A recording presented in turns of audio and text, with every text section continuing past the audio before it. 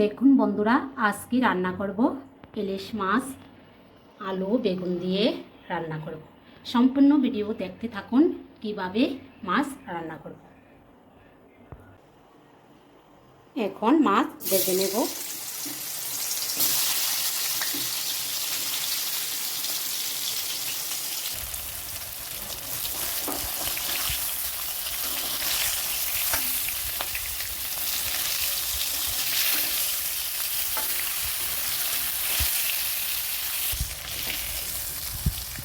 মাছ ভাজা হয়েছে, এখন তুলে নেব।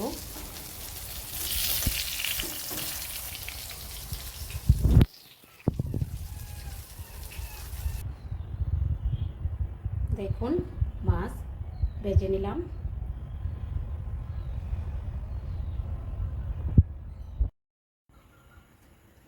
এখন হলুদ লবণ দিয়ে আলু বেগুন ভেজে নেব।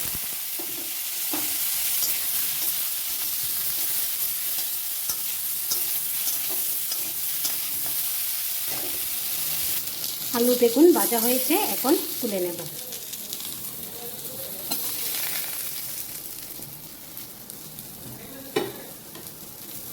মশলা দিলাম জিরের গুঁড়ো, লঙ্কা গুঁড়ো, ধনের গুঁড়ো, হলুদ, স্বাদ মতো লবণ। সব মশলাতে একটু জল দিয়ে দেব। এখন দিয়ে দেব ফোড়ন।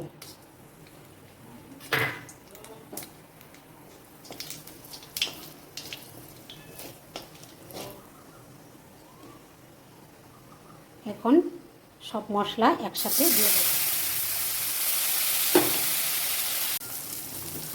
মশলা ভালো করে কষিয়ে নিলাম, এখন সব একসাথে দিয়ে দেব।